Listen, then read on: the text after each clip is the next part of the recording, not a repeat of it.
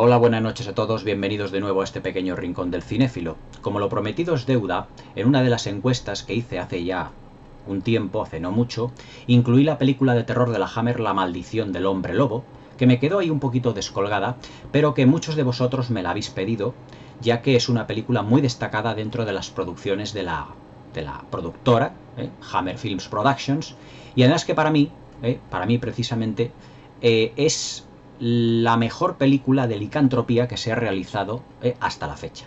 Aquí en el canal tenéis las reviews de Un hombre lobo, americano en Londres, y Aullidos, que son dos películas clásicas del 1980 y 1981 respectivamente, en donde aborda el tema de la licantropía desde un modo o desde una perspectiva muy moderna.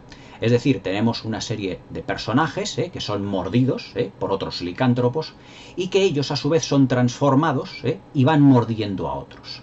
Y que se basaban estas dos películas, prácticamente rodadas a la vez, por los maravillosos efectos especiales de Rob Bottin también y de Rick Baker. Rick Baker en Un hombre lobo, americano en Londres, y Rob Bottin precisamente en Aullidos.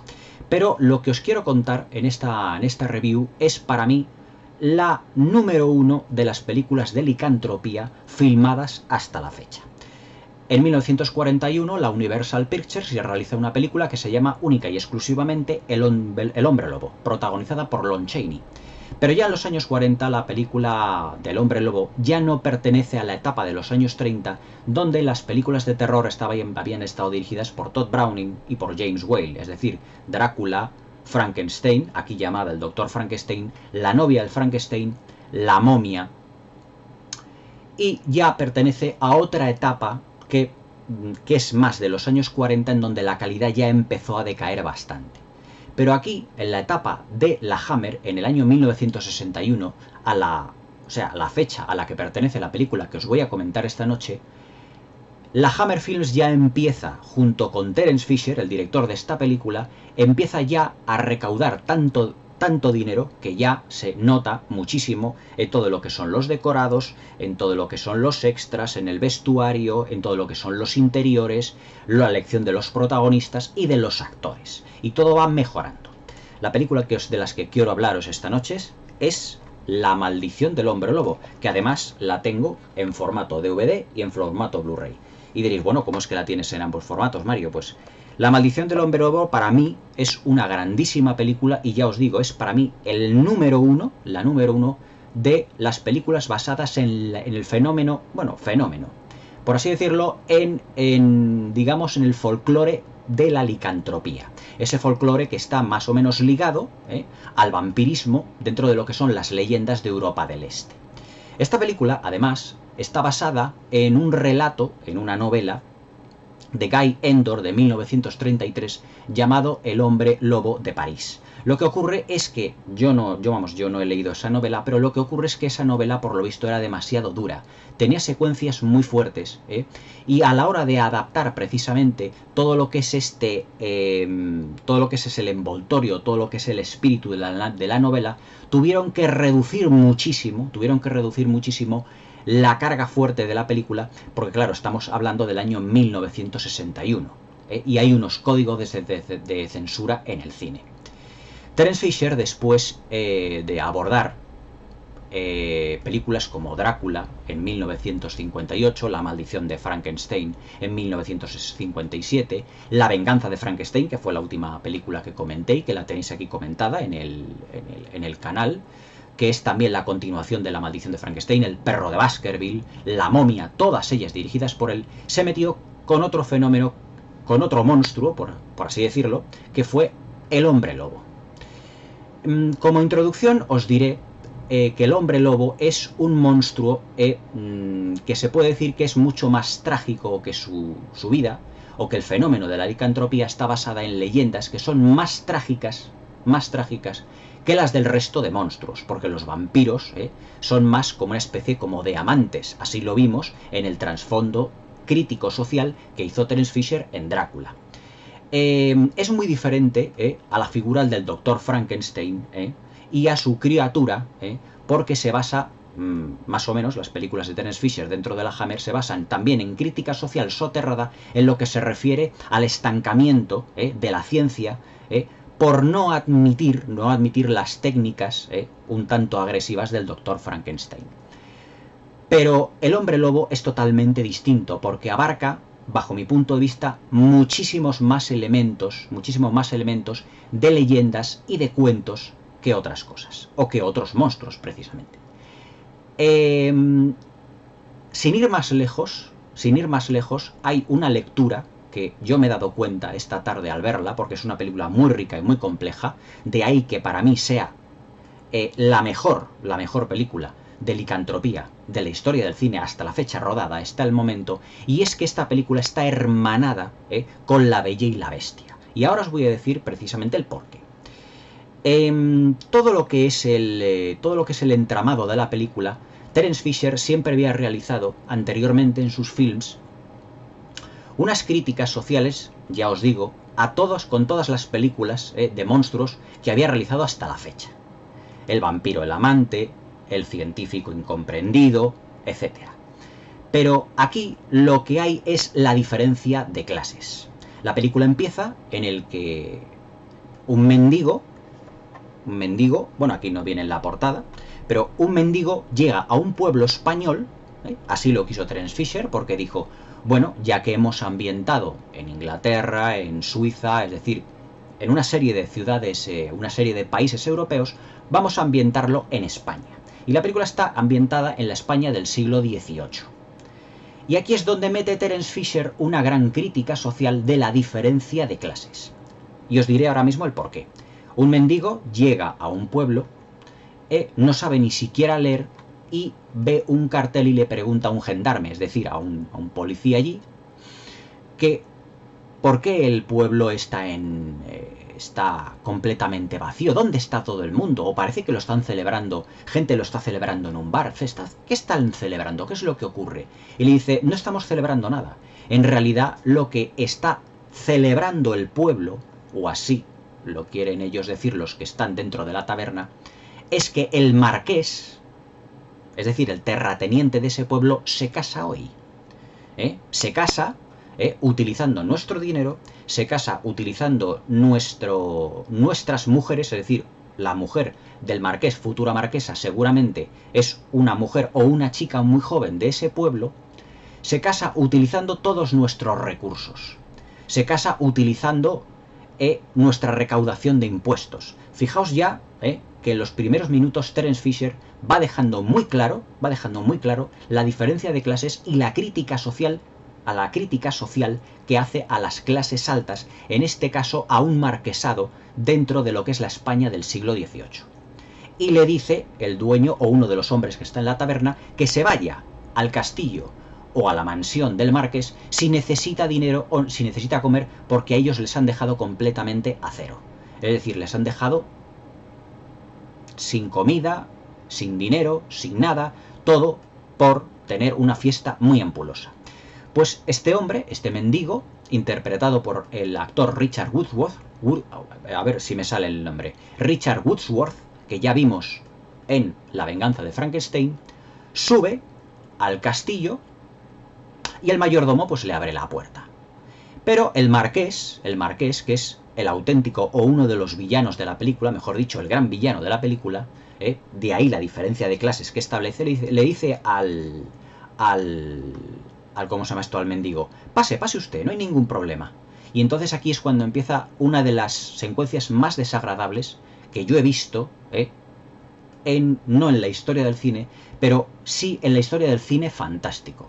Y es que hay un grupo de la alta sociedad, marqueses, con todos sus acólitos, sus allegados, todos ellos, que se van burlando de este mendigo, que está muerto de hambre y muerto de sed.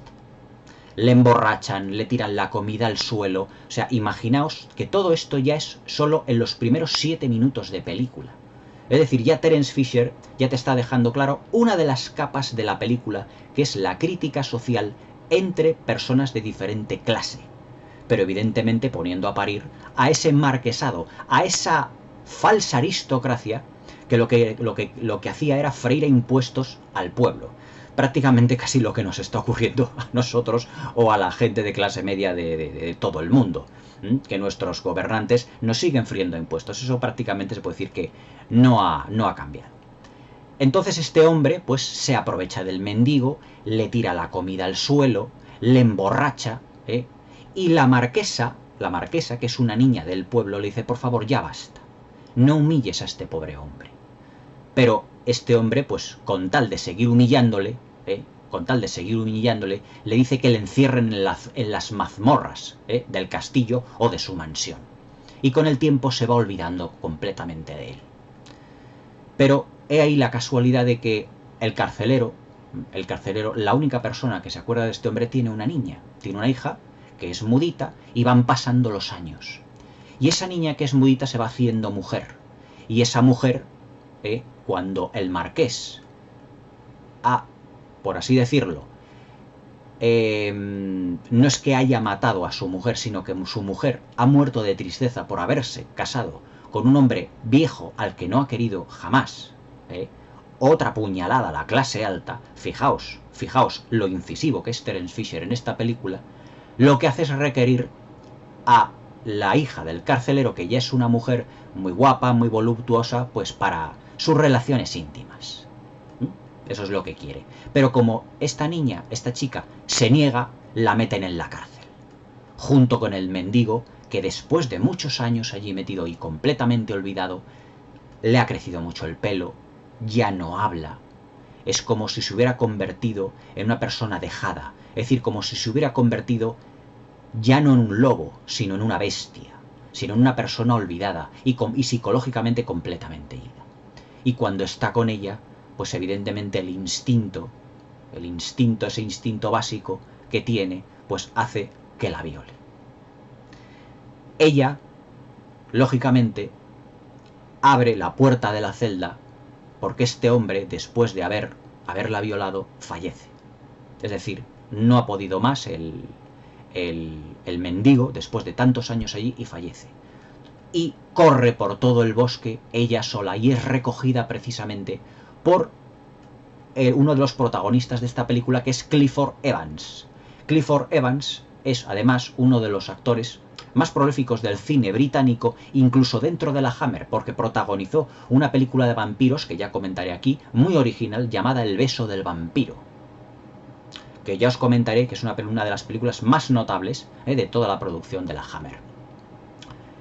Pues este hombre, español, también, de clase alta, pero que no tiene absolutamente nada que ver con el marqués, recoge a esta mujer, la lleva a su casa, a su hacienda, a una hacienda española, en la que los decorados son muy similares a los de otras producciones Hammer, pero he aquí que ha habido variaciones. Y nos encontramos incluso con muebles de estilo toledano. Es decir, que Terence Fisher no se la ha pasado una y ha dicho, bueno, vamos, como la película está ambientada en España, vamos a mantener nuestra esencia en la ambientación, pero a la vez vamos a ponerle ese toque español un poquito. Y lo que hace es dotar a los nombres de todos los personajes, con nombres españoles. Teresa, Pepe, Fernando. Es más, en la versión original, los gendarmes, es decir, la policía que está por allí, los gendarmes, los guardias que había, llaman precisamente a Clifford Evans y a todos los señores de clase alta, le llaman señor, pero claro, con acento inglés. Es decir, la película en versión original está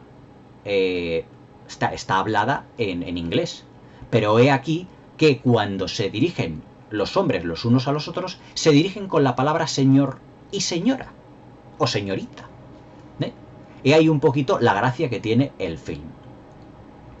Pero esta mujer que recoge este hombre y que ha pasado meses y meses perdida en un bosque y alimentándose como pueda, la recoge, la lleva a su casa, y su ama de llaves descubre que está embarazada.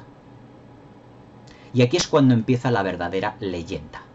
La leyenda, una de las leyendas del hombre lobo que os he mencionado al principio de la crítica. Y es que dice una tradición popular que si un niño o un bebé es engendrado por dos personas que no lo querían, de mente débil y además en condiciones forzadas, ese niño quedará maldito, y mucho más maldito quedará si nace además el 25 de diciembre. Por eso le dice el ama de llaves a Clifford Evans, a su señor, al señor de la hacienda, le dice: por eso en mi pueblo manteníamos a las mujeres, a las niñas, alejadas de los chicos en primavera, para que posteriormente no estuvieran embarazadas y que no naciera su bebé el 25 de diciembre. Porque esas niñas lo que querían, o esos chavales, personas jóvenes, querían dar rienda suelta a sus instintos, a sus hormonas, pero no eran niños deseados. Y lo veían como un sacrilegio, y como una blasfemia, que un niño no deseado naciera el mismo día que Jesucristo, el 25 de diciembre. Y he aquí que el niño de la sirvienta, de la carcelera, interpretada por una mudita, porque es muda, Yvonne Monlaur, una de las actrices más voluptuosas de la Hammer, no la podría ver más voluptuosa si veis la película, fallece, da a luz al niño precisamente el 25 de diciembre. ¡Qué casualidad! Pero es bautizado también ese día. Y cuando va a ser bautizado, en la iglesia del pueblo, de repente sale la luna. Es decir, las nubes tapan el sol, sale la luna y se oye un aullido de fondo. Se oye un aullido de fondo, dando lugar o dando rienda suelta a la leyenda que Teresa, el ama de llaves de Clifford Evans, le había dicho. Este niño puede estar maldito, porque ha sido engendrado por dos personas que no lo deseaban de una manera violenta y además no de constitución, sino de voluntad débil. A lo que Clifford Evans evidentemente no le hace caso, porque él no cree en todas esas cosas, en todas esas leyendas de superchería. Él es un hombre noble, es un hombre culto, y no cree en leyendas, no cree en las leyendas de Europa de aquella época. Pero cuando el sacerdote va a mojar la cabeza del niño para bautizarle en la pila bautismal, mete los dedos para mojarse y el agua empieza a vibrar. Y se refleja la cara de un demonio en el agua. Clifford Evans, que lo ve, se asusta, pero mira hacia arriba y coincide de que ese demonio no es en realidad un demonio, sino que es una figura dentro de una de las columnas, interiores de la iglesia. Pero qué casualidad.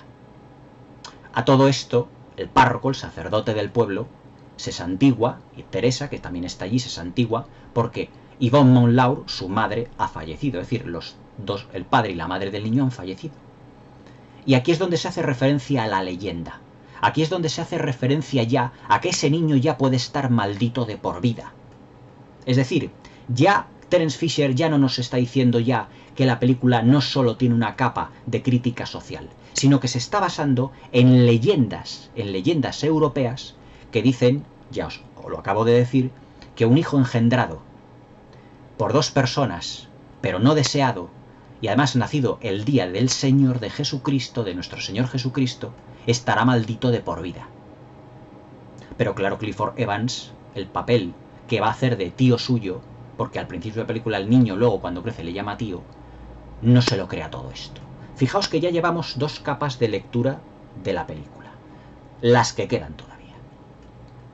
A todo esto, pues el niño es bautizado, va creciendo, y no hay ningún problema en todo ello. Pero el sacerdote no queda todavía muy satisfecho con el niño, aunque le toma, evidentemente, cariño.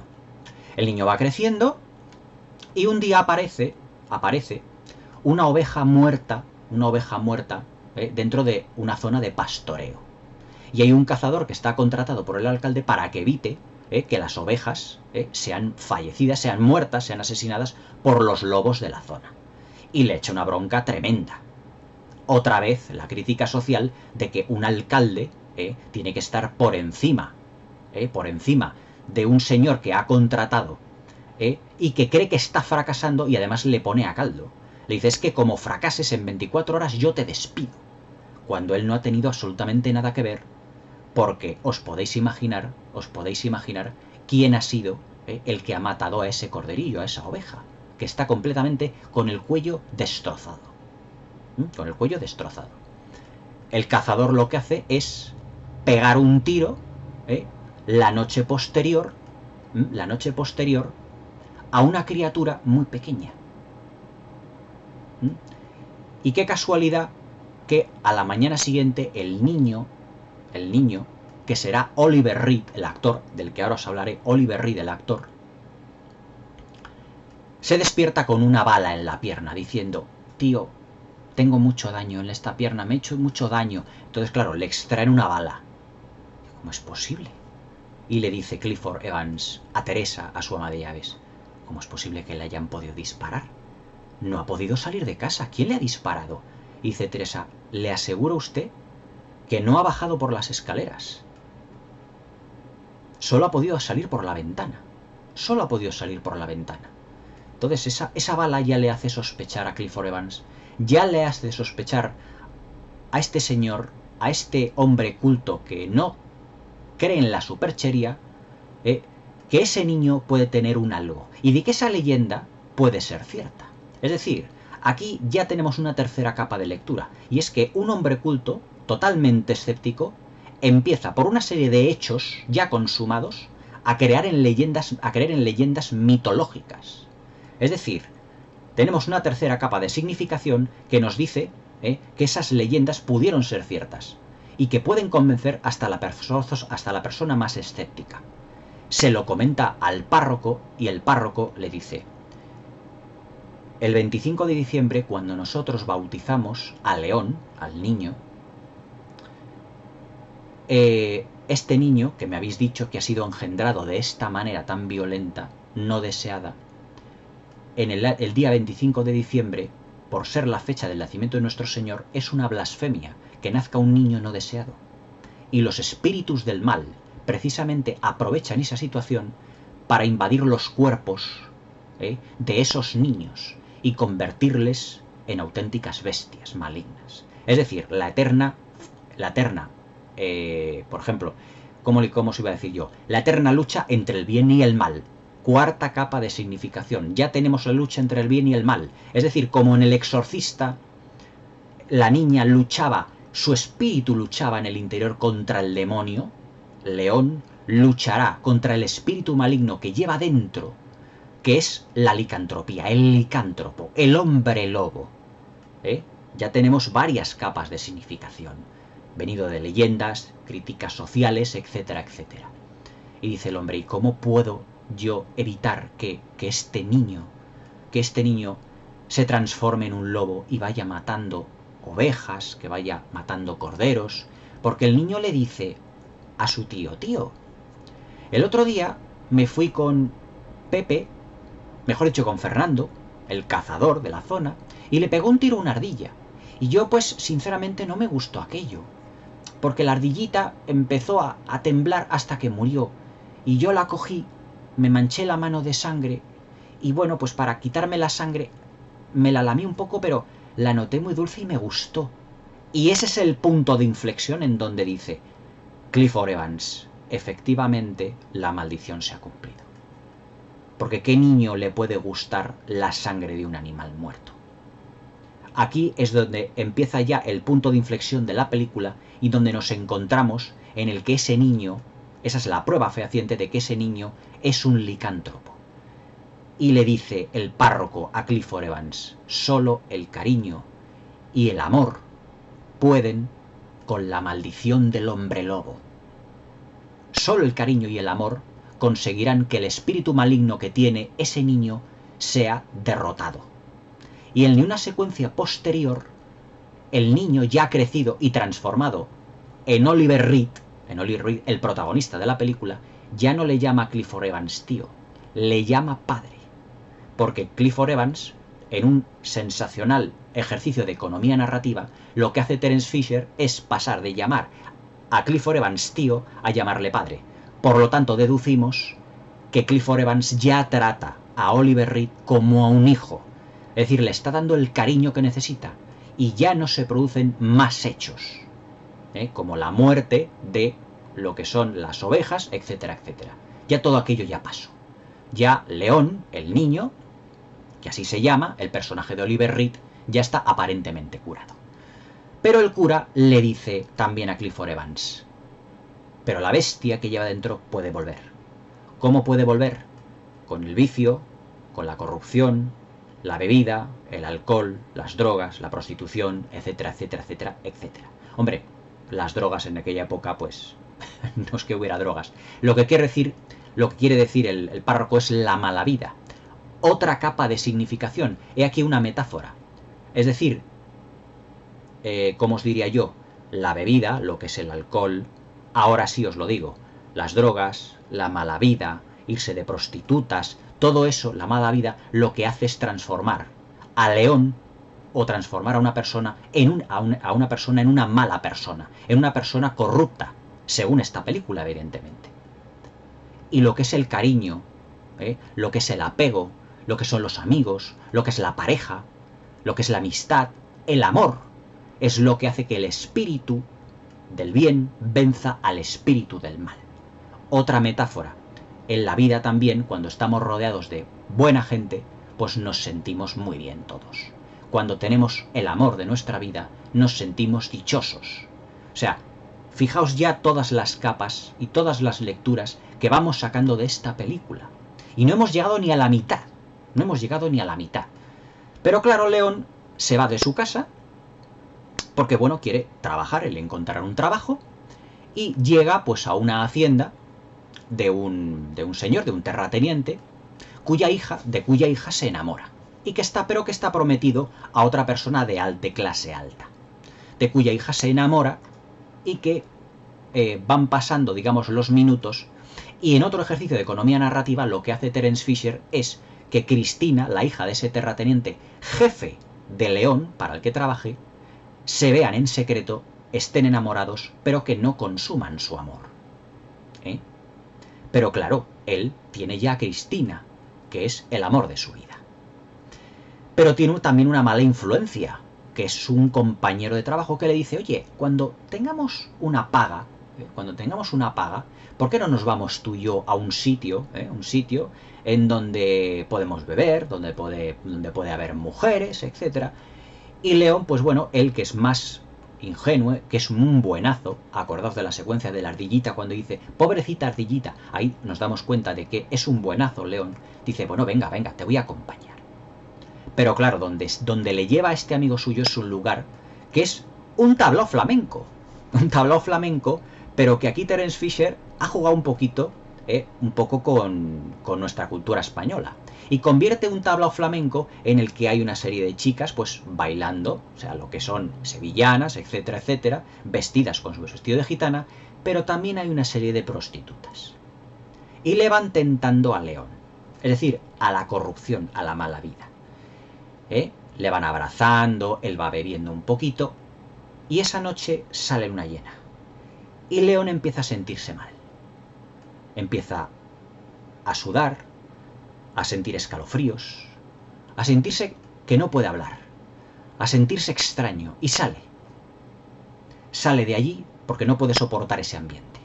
Es decir, algo en su interior, en su espíritu, en la parte del espíritu bueno, le está diciendo a León: vete de allí, porque ese sitio no es bueno para ti.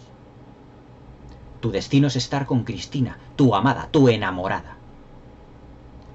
Pero claro, una mujer pues intenta convencerle de que suba a un dormitorio con él, y León, que está muy cansado, empieza el espíritu maligno de la licantropía a apoderarse lentamente de él. ¿Por qué? Porque León también tiene una voluntad débil. Tiene una voluntad muy débil. ¿Por qué? Precisamente porque ha nacido de una niña mudita, de una chica mudita, muy modosita, que prácticamente no sabía nada de la vida, era la hija del carcelero, que no había salido de allí y que tenía también una voluntad muy débil, y de un mendigo que el pobrecillo también le metieron directamente en un calabozo y se olvidaron de él. Es decir, ha heredado esa debilidad de los padres. Entonces, el espíritu maligno empieza a apoderarse totalmente del espíritu bueno que tiene León. Y la chica, que es la madame de ese supuesto burdel disfrazado de tablao flamenco o de sala de baile de flamenco de sevillanas, le sube a su cama, le quita la ropa, pero León está muy estático. y no hace más que mirar por la ventana porque está la luna llena. Y en ese momento coge a la chica, la empieza a besar, pero le da un bocado haciendo la sangre. La chica se acerca al espejo y dice, oye, yo no soy de esta clase de mujeres. Si tú quieres algo conmigo yo te puedo satisfacer, pero no a este nivel. Y vemos como una mano completamente peluda agarra a la chica del cuello y oímos un grito. Es más, cuando el amigo de León sale del tablao, es decir, del burdel, de ese sitio de mala reputación, dice, ¿dónde está León? Él está borracho totalmente, ¿dónde está León?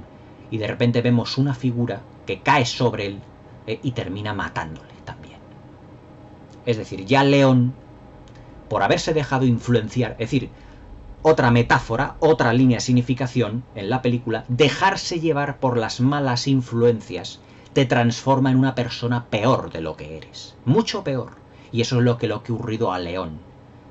Ha sido un hombre bueno, ha sido un hombre, digamos, que se ha enamorado, ha sido un hombre que le ha cogido cariño a su padre adoptivo, que su padre adoptivo le ha dado mucho amor, que Teresa, la ama de llaves, se ha comportado como una madre, pero se ha dejado llevar por un momento por la mala vida. Y de repente ese espíritu maligno que tiene dentro se ha apoderado de él en la luna llena y ha dicho, este es mi momento de combatir al espíritu bueno, y le ha transformado en el hombre lobo que es, que no le vemos todavía.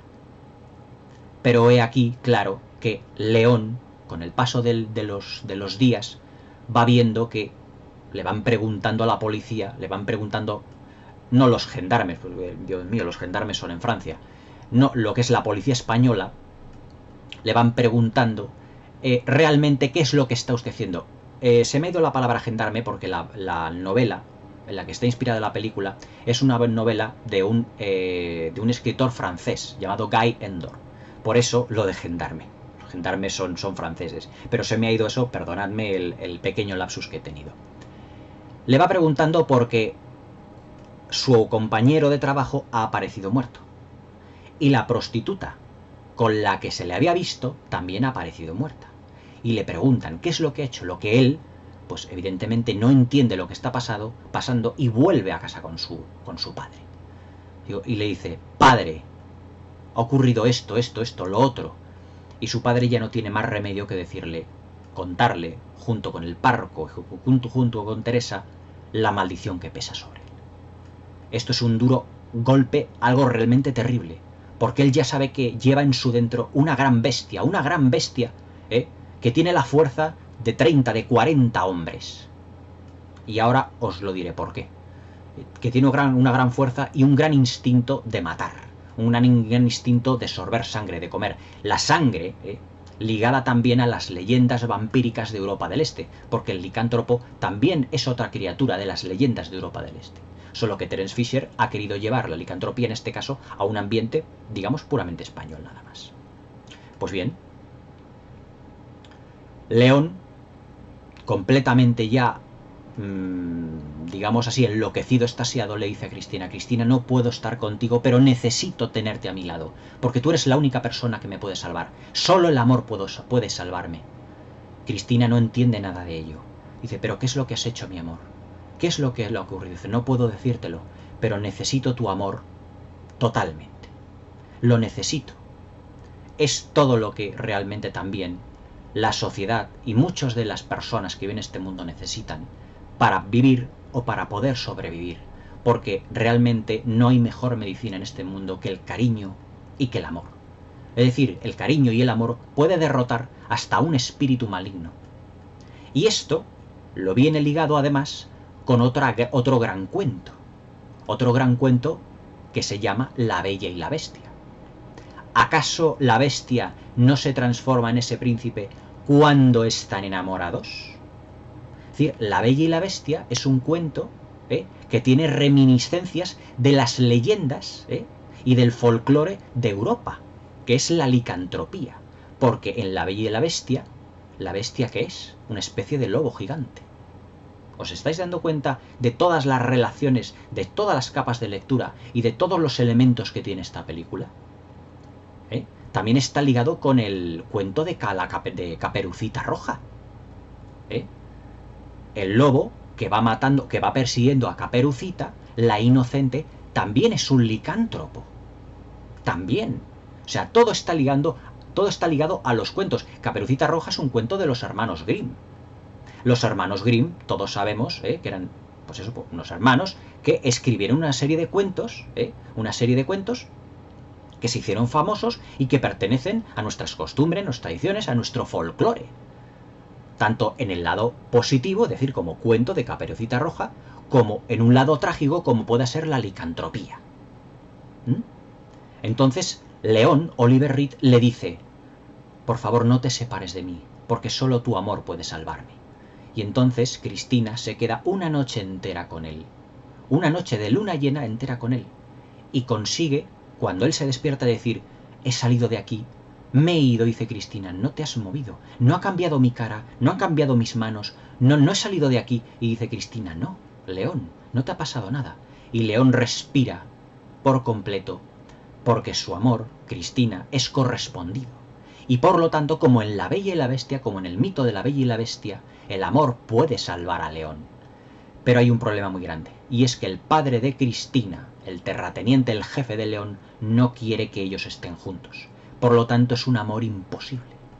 Y el amor imposible es lo que terminará por transformar definitivamente a León en el licántropo, en el hombre lobo, que veremos solo en los 10 últimos minutos de película, transformado en un licántropo que es completamente albino, como os he puesto en la miniatura. Pero claro, he aquí que su padre, Clifford Evans, sabe que no podrá casarse con esa mujer, no podrá casarse porque tiene una maldición, y que podrá hacer, digamos, ya no dichoso un matrimonio, sino un auténtico infierno, si puede haber una separación, puede haber un divorcio, si puede haber cualquier problema que a León le acarree un disgusto, eso le puede transformar en un hombre lobo. ¿Acaso cuando nosotros, por ejemplo, no tenemos disgustos en el cuerpo, cometemos los errores de pagarlo con otras personas? Es decir, nuestro lado negativo, nuestro lado soberbio, nuestro lado un poco enfadica, por llamarlo de así de una manera, sobresale a nuestra parte más tranquila. Y cuando las cosas se arreglan, ya, digamos que las aguas vuelven a su cauce, ya nos comportamos de una manera normal. O sea, fijaos todos los elementos que tenemos en la película de Terence Fisher. Pero claro, Clifford Evans sabe que esa chica, Cristina, nunca su padre dejará que se case con Oliver Reed, es decir, con León. Y entonces decide, con un crucifijo, mejor dicho, con una bala fabricada de plata, precisamente, perseguir a León, que se ha escapado de la cárcel, porque le han metido, porque el sacerdote le dice: León, el único sitio donde tú puedes estar ahora mismo es en una cárcel, porque hay noches de luna llena. Y Cristina no puede estar contigo porque su padre lo impedirá. Es un amor imposible. Y León sabe que evidentemente no tiene voluntad, es decir, no tiene salvación. Y le pide: padre, por favor, sacrifíqueme usted. En una secuencia realmente trágica.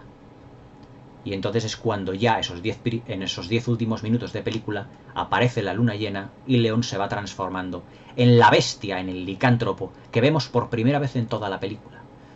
Agarra como puede los barrotes de la cárcel y completamente arranca de cuajo la puerta, como si fuera, pues prácticamente, ¿qué os diría yo?, como una hoja de papel. Y ahí la fuerza del licántropo, la fuerza del espíritu maligno que tiene dentro, y el pueblo, que ha sido, por así decirlo, avisado por el alcalde, empiezan a reunirse en todo lo que es la plaza del pueblo con las antorchas, con una especie como de reminiscencias a las películas de la Universal.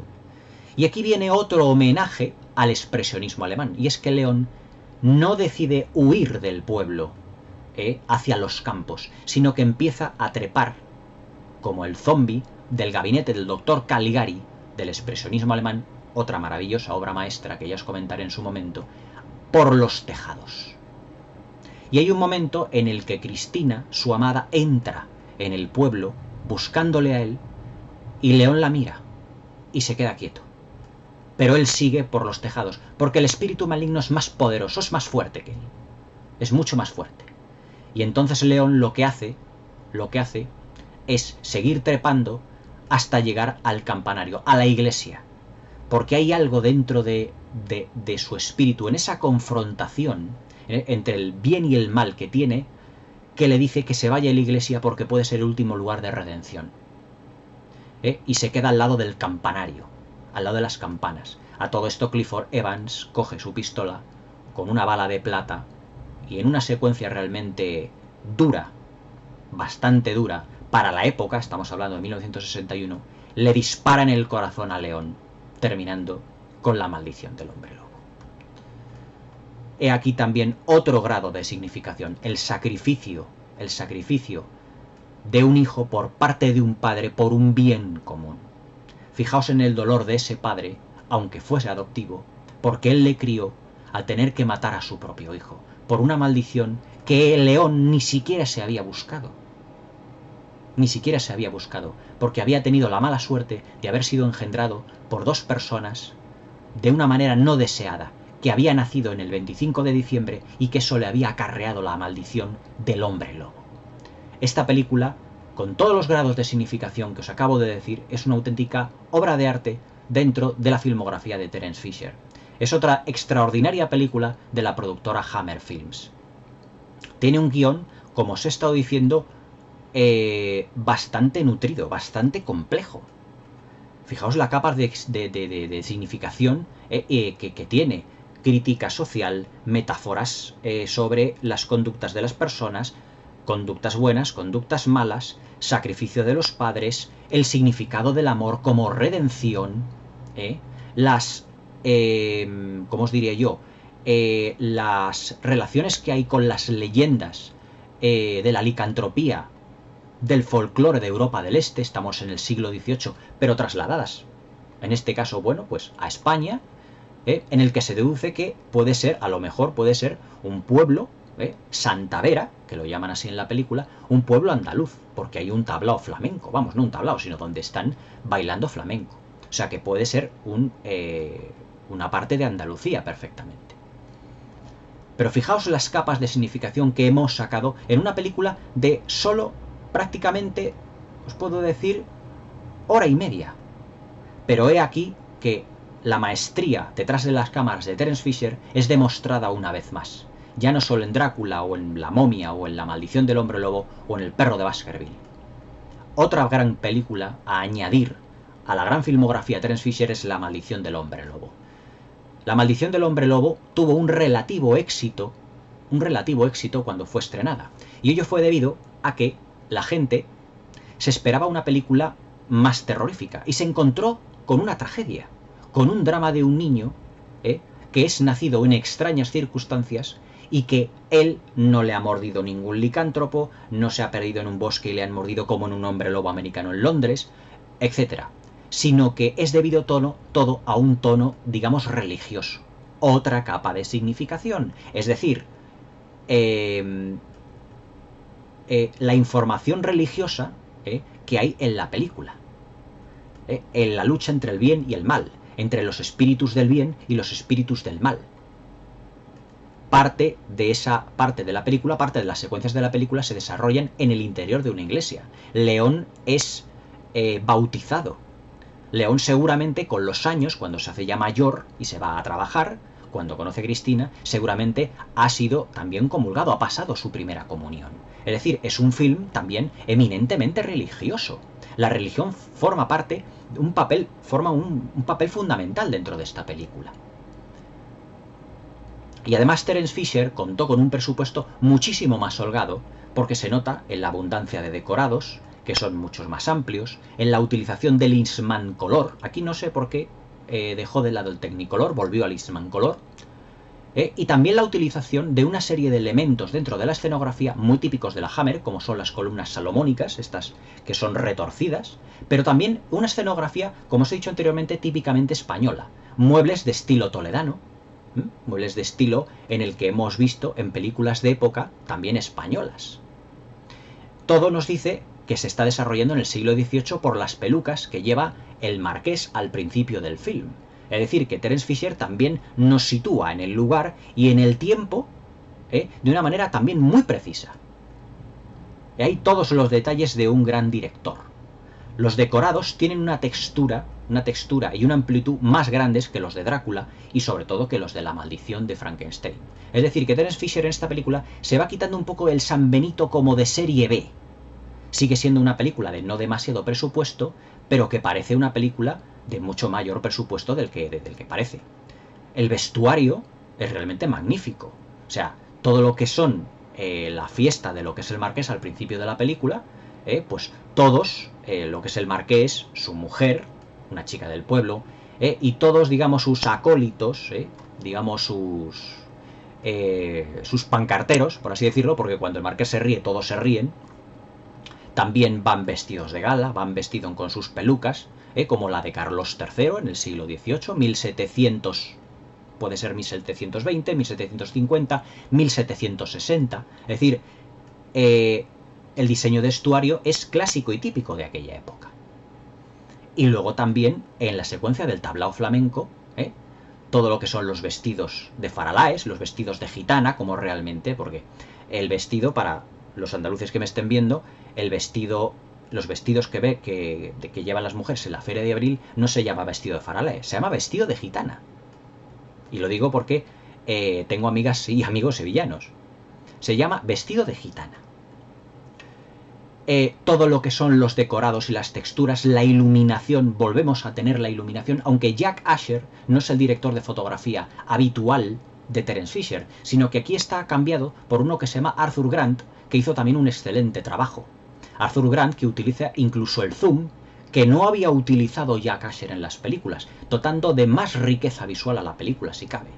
Pero la iluminación sigue siendo la típica de la Hammer, es decir, las secuencias con varios elementos con claroscuros, los juegos de sombras, las luces, el Ismancolor, que parece que nos engaña ahí, parece que es Technicolor, extraordinariamente utilizado, una banda sonora limitada pero eficaz, convierten a La maldición del hombre lobo, sin duda, en una de las películas más notables, sin duda, de Terence Fisher.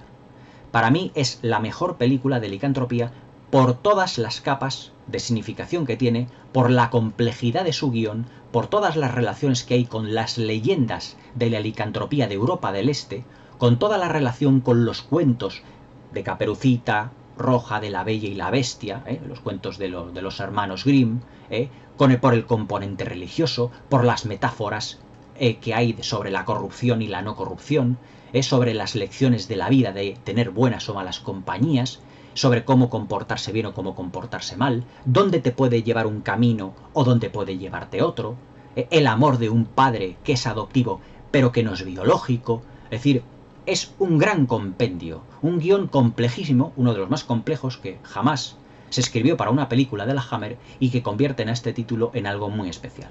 Y por eso yo lo tengo tanto en DVD como en Blu-ray.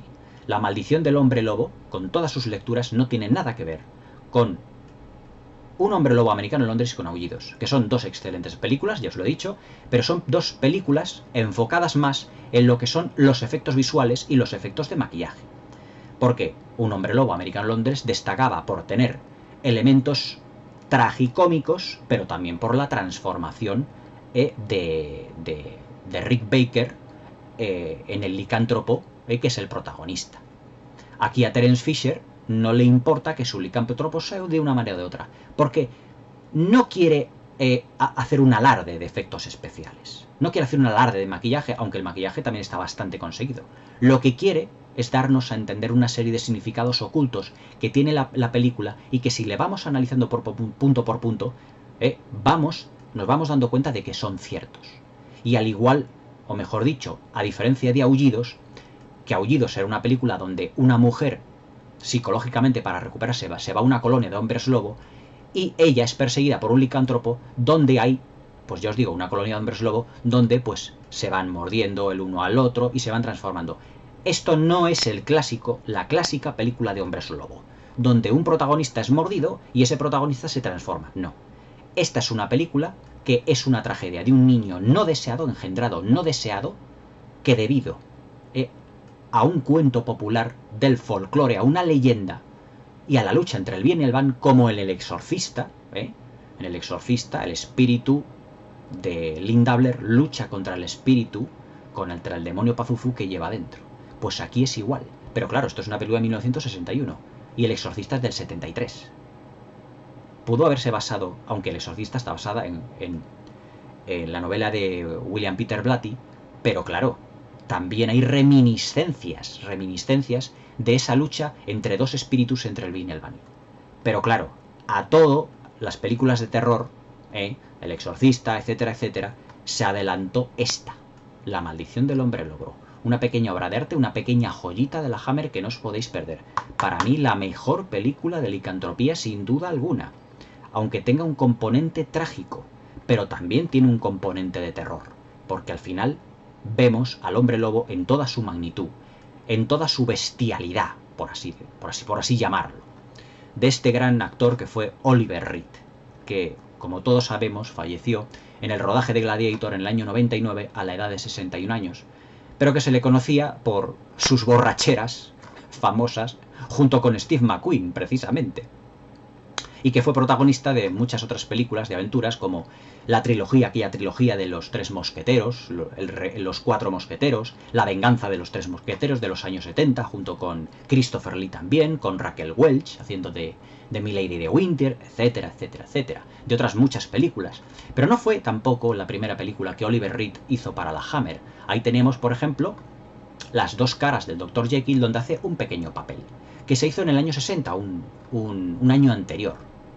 Y Zafarrancho en la Marina, una pequeña película bélica también de la Hammer, pero donde realmente ya estuvo como protagonista Oliver Reed fue en esta película. La Maldición del Hombre Lobo fue su introducción al mundo del cine, y todo gracias a esta productora que cambió para siempre la historia del cine fantástico, que es la Hammer Films. Espero que os haya gustado la crítica, que le des al like, que me comentéis abajo y que os suscribáis al canal para más críticas cinéfilas de todo tipo de films, porque ya sabéis que en mi canal yo comento todo tipo de películas. También pasaos por la pestaña de comunidad y haced votaciones sobre un montón de películas que también voy a ir comentando a lo largo del tiempo y de todo esto. Son muchas las peticiones que últimamente me estáis haciendo. La Maldición del Hombre Lobo era una petición que ya tenía desde hace tiempo y evidentemente pues quería realizarla porque también es una extraordinaria película. Pero dentro de poco pues vendrán más de la Hammer, vendrán de todas otras mis secciones, poquito a poco, porque yo quiero que mi canal pues sea pues lo más amplio, por así decirlo, lo más amplio posible. Vendrán pozos de ambición, etcétera, etcétera. Espero que os haya gustado la crítica y os digo que os suscribáis al canal para más críticas cinéfilas como siempre. Buenas noches y hasta mañana.